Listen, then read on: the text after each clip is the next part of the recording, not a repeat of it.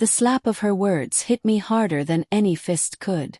You're nothing but a gold-digging whore, latching onto our son like a leech. We know all about your past, those modeling gigs that were just excuses for spreading your legs.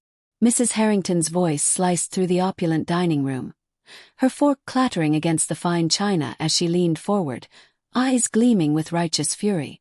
The crystal chandelier above us caught the light like shattered ice, casting jagged shadows across the mahogany table. My fiancé, Ethan, sat frozen beside me, his hand limp under mine, the warmth we'd shared just hours ago now a cold void. His father chuckled, a low, guttural sound that echoed off the polished walls, while the scent of rosemary roasted lamb turned sour in my throat. I felt the heat rush to my face, a burning tide of humiliation that made my vision blur. My heart pounded like a war drum, each beat screaming for me to scream back, to shatter the illusion of this perfect family gathering. But I didn't. Not yet. Instead, I forced a smile, lips trembling as I excused myself to the bathroom, the click of my heels on the marble floor the only sound breaking the stunned silence. In the mirror, my reflection stared back, eyes wide with shock, mascara already smudging from unshed tears. How had it come to this? Ethan had promised they would love me. He had whispered it in the dark, his fingers tracing my skin like a vow. But now, the betrayal sank in like poison. He must have told them. My past, those desperate years scraping by in a city that chewed up dreams, the photos I'd taken to pay rent, they weren't secrets to him. I'd bared my soul, thinking it was safe. Fool. Locking the door behind me, I slid to the cool tile floor, the chill seeping through my silk dress. Anger bubbled up first, hot and feral, claws raking at my insides. How dare they? The Harringtons, with their inherited wealth and pristine reputations, judging me from their ivory tower. I'd clawed my way out of nothing, orphan at 16, waitressing double shifts while putting myself through community college. Ethan had been my light, the charming architect who saw beyond the scars. Or so I thought. Heartbreak followed, a sharp twist in my chest, like a knife turning slowly. Did he agree with them? His silence at the table spoke volumes, a coward's retreat. Resentment coiled around my thoughts, whispering that this wasn't just an insult, it was a declaration of war. They saw me as disposable, a temporary blemish on their family legacy.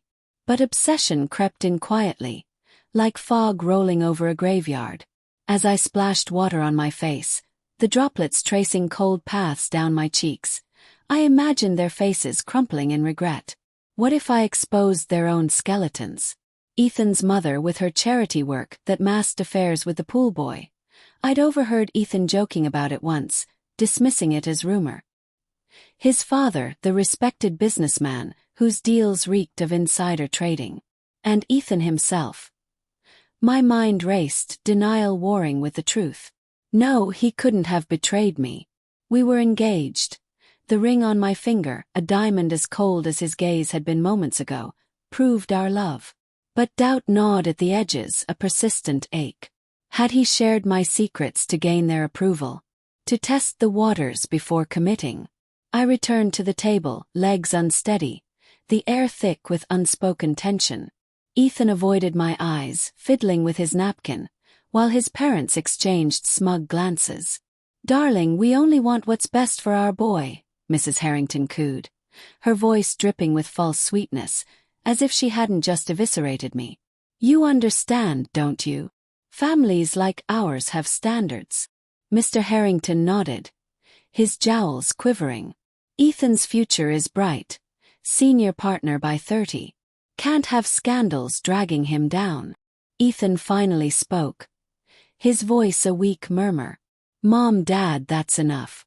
Let's just enjoy the meal. No defense. No outrage on my behalf. Just placation like I was a minor inconvenience." The fork in my hand felt heavy, tempting. A fantasy flashed, driving it into the table, splintering the wood as I unleashed every pent-up word. But I swallowed it down, the bile bitter on my tongue. "Of course," I said, my tone even, laced with a smile that didn't reach my eyes. Inside, guilt flickered. Guilt for my past, for believing I could escape it, for loving someone who didn't fight for me. Yet beneath it, a cold resolve hardened, like steel forging in fire. They thought they'd broken me. They were wrong. The drive home was a blur of rain-slicked streets, the wipers thumping like a heartbeat out of sync.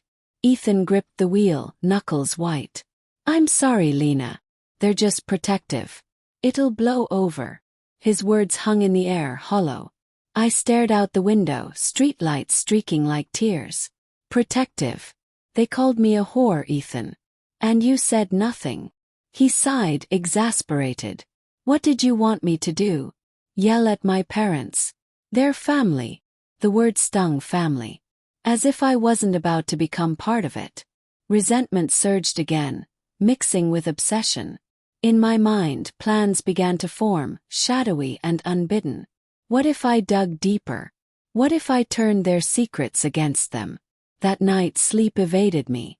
The apartment, our shared space, once a haven, felt claustrophobic, the sheets tangled around my legs like restraints.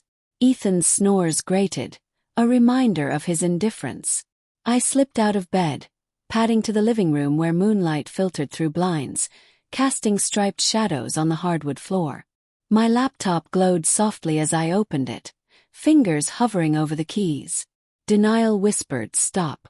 This is madness." But fantasies of justice drowned it out, imagining their faces when the truth surfaced, their empire crumbling. I started small. A search for Mr. Harrington's company records. Public filings hinted at irregularities. Stock trades timed too perfectly. Doubt crept in. What if I was wrong? What if this destroyed us? Moral conflict twisted my gut. Revenge felt intoxicating yet tainted. Was I becoming the monster they accused me of being? Days blurred into a haze of feigned normalcy. At work, my marketing job demanded smiles and creativity, but my mind wandered to darker paths. Ethan noticed the distance, his touches tentative, his questions probing. "You're quiet lately. Everything okay?" We'd be cooking dinner, the sizzle of onions in the pan masking my racing thoughts. "Just stressed," I'd lie, stirring the pot with mechanical precision. Inside, planning took shape. Quiet research, late-night emails to anonymous sources. Fear nipped at my heels. What if they found out? What if Ethan left me first? But resentment fueled me, a slow-burning fire. I attended a family brunch the following weekend. The Harringtons' estate sprawling like a fortress, manicured lawns whispering secrets in the breeze. Mrs. Harrington greeted me with a hug that felt like thorns. "Lena, dear, water under the bridge." Her perfume choked me, floral and overpowering. I nodded, but my eyes scanned the room. The antique vases, the family portraits with their forced smiles. Subtle hints of vengeance emerged. A casual question about their investments, feigned interest in their philanthropy. Ethan beamed, thinking bridges were mending. But guilt gnawed deeper. Was this obsession consuming me?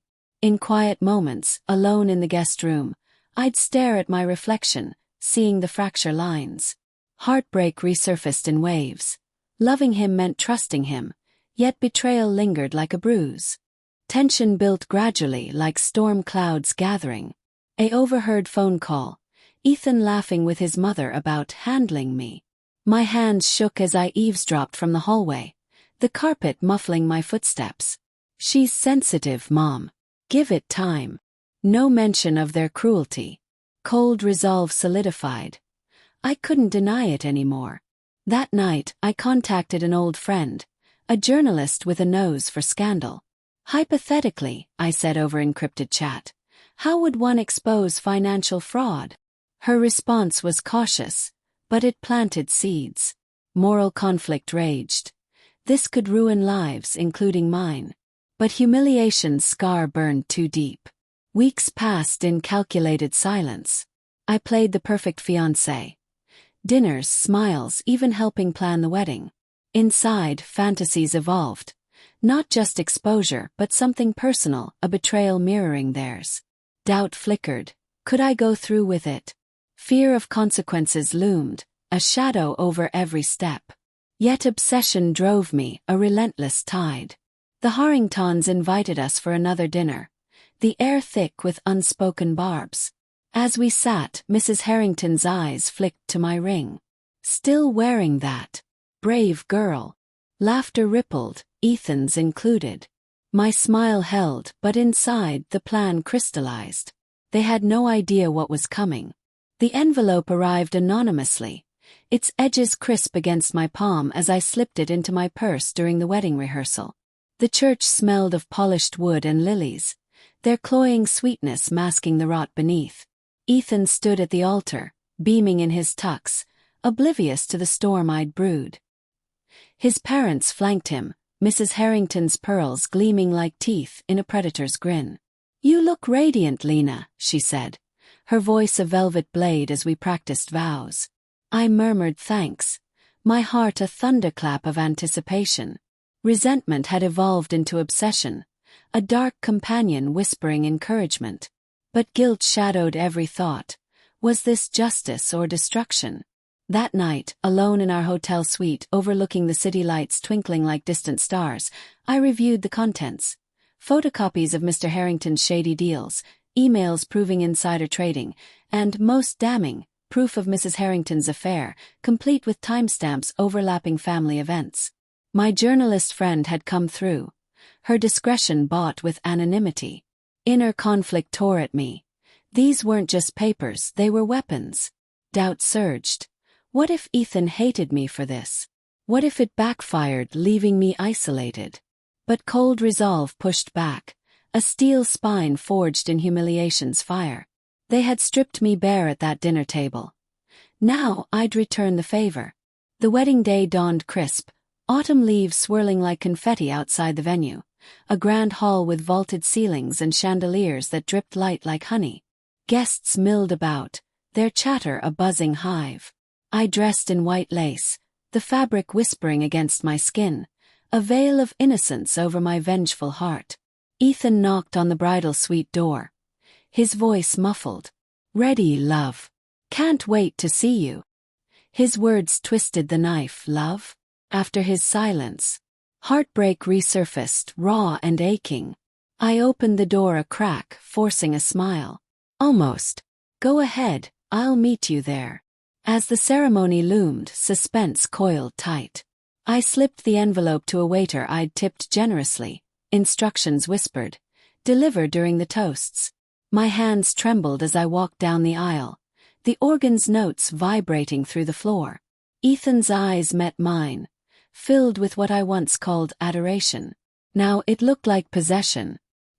His parents beamed from the front row, unaware of the ticking bomb. Vows exchanged, rings slipped on, mine feeling heavier, a shackle.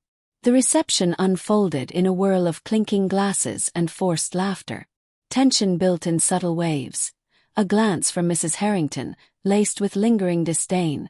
Ethan's hand on my waist, too tight. Inside, my thoughts raced, fantasies of their downfall clashing with moral qualms. Was I the villain now? Guilt clawed deeper, but obsession drowned it. They deserved this. The toasts began. Mr. Harrington rose first, his voice booming. "To my son and his beautiful bride, may your life be as prosperous as ours." Applause rippled. Then the waiter approached, envelope in hand. "A special delivery for the family," he murmured, placing it before them. Mrs. Harrington frowned, opening it with manicured nails. Her face paled, a gasp escaping like air from a punctured tire. Mr. Harrington snatched it, eyes widening as he scanned the pages. Whispers spread as their composure cracked, her hand shaking, his face reddening like a boiling kettle. Ethan noticed, leaning over. "Mom, Dad, what's wrong?" She thrust the envelope at him, voice a hiss. This is blackmail." The room hushed, guests straining to hear. I feigned concern, my pulse roaring. "What is it?" Ethan read, his expression shifting from confusion to horror. "Lena, did you?" Betrayal mirrored in his eyes, the same I'd felt that night. Suspense peaked as he stood, voice trembling. "Everyone, please excuse us." But it was too late. Murmurs erupted, phones emerging as scandals spread like wildfire. In the side room, chaos unfolded. Mrs. Harrington rounded on me, eyes wild. "You little bitch. How dare you?" Her veneer shattered, revealing the ugliness beneath. Mr. Harrington paced, muttering about lawyers. Ethan stared at me, heartbreak raw. "Why, Lena? We were starting a life." My voice, steady despite the storm inside, cut through. "You let them humiliate me. Called me a whore while you sat silent. This is justice." He recoiled, guilt flashing. His own, perhaps, for sharing my secrets. "I didn't. I mentioned your past to prepare them. I didn't think." The admission hit like a thunderbolt. He had betrayed me, feeding them ammunition. Resentment flared, but so did doubt. Had my revenge gone too far? Moral conflict peaked. Their lives ruined, but at what cost? As security escorted whispering guests out, a twist emerged. Mrs. Harrington, cornered, spat venom. "You think this hurts us? We've buried worse." "But Ethan, did he tell you about his little indiscretion? The intern last year?" Ethan's face drained of color. "Mom, no." The room spun. Heartbreak crashed anew. Not just from parents but from him. Obsession crumbled into regret. My revenge, meant to shock them, had unearthed a deeper betrayal. I tore off the ring, tossing it at his feet. "We're done." Walking out into the night, rain mingling with tears, cold resolve shifted to hollow victory. They were shocked, yes, but so was I. Poetic justice tasted bitter, consequences echoing in the empty hall behind me. Guilt lingered, a shadow, but freedom beckoned, raw and uncharted.